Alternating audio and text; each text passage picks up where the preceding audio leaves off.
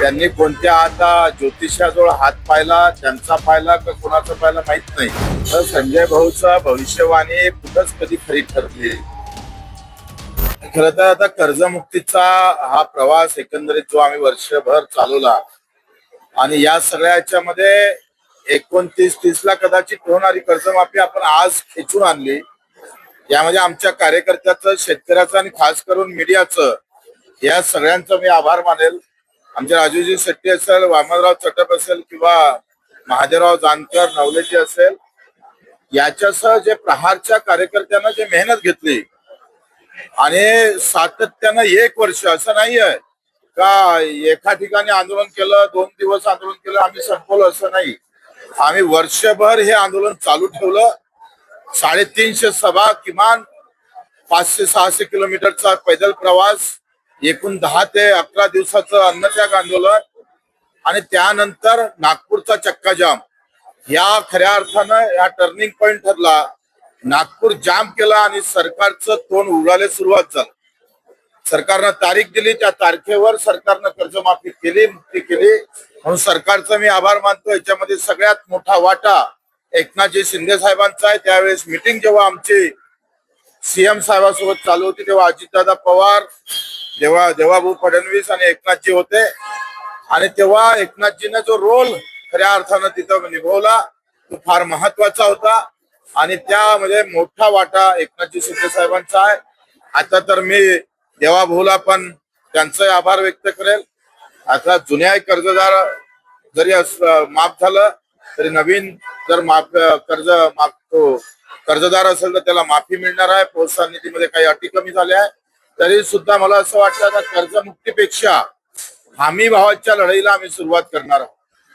कारण आखरी कर्जमाफीमध्ये डोक्यावरचा बोजा कमी होते, पैसे खिशात काही येत नाही आणि खिशातले येणारे पैसे सरकार कुठं थांबवते का याच्यावर आम्ही पूर्ण नजर ठेवणार आहोत.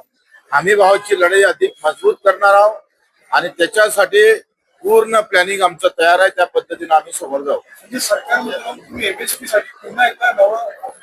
घडावंच लागेल. सरकार त्याच्यासाठी आहे आणि सरकारची कधी कधी कान उघडणे सामान्य शेतकरी मजुरासाठी करावं लागतं. ते आम्ही करत राहू.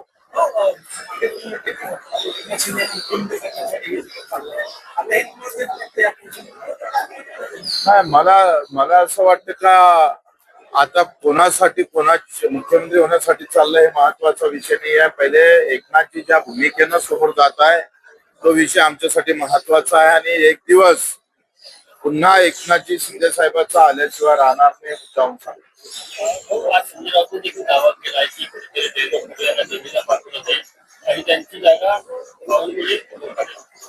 मला वाटते देवाभाऊनं निश्चितच दिल्लीची वारी करावी, देश हातात घ्यावा, देशाचे सूत्र हातात घ्यावे. कारण आता दिल्लीला त्यांचं अधिक महत्व जास्त आहे आणि त्या ठिकाणी निश्चितच मला वाटते शिंदे साहेबांनी इकडे महाराष्ट्रात एंट्री करावी आणि मग आम्ही पाहतोय देशात देवेंद्र भाऊ आणि महाराष्ट्रात एकनाथजी असा एक प्रवास सुरू झाला पाहिजे अशी अपेक्षा आहे.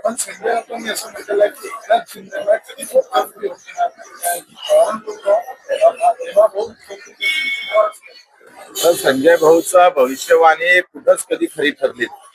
त्याच्यानं त्यांनी कोणत्या आता ज्योतिषाजवळ हात पाहिला, त्यांचा पाहिला का कोणाचा पाहिला माहित नाही. त्याच्यानं मला वाटतं त्याला काही अर्थ उरत नाही.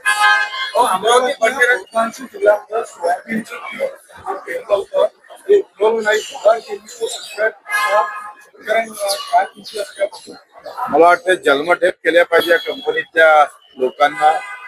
कारण ह्या अशा पद्धतीनं एका वर्षाचं बी बेकार निघालं तर वर्ष वाया जातं, वर्षामध्ये आयुष्य चाललं जातं.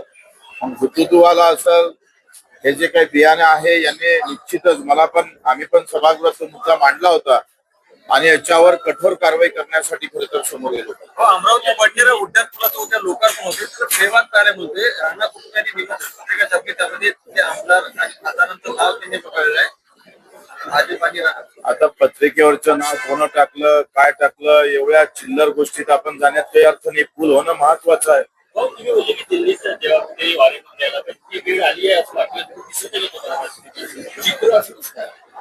नाही, एकंदरीत चित्र तसंच आहे आणि मला वाटते काही महिन्यातच हा फेरबदल होईल.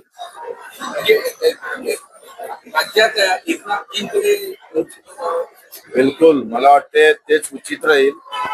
आणि ज्या एकनाथजी शिंदे साहेबांमुळे भाजपचं सरकार आलं तो खऱ्या अर्थानं परोपकारी भावना भाजपनं ठेवली पाहिजे अशी अपेक्षा आहे.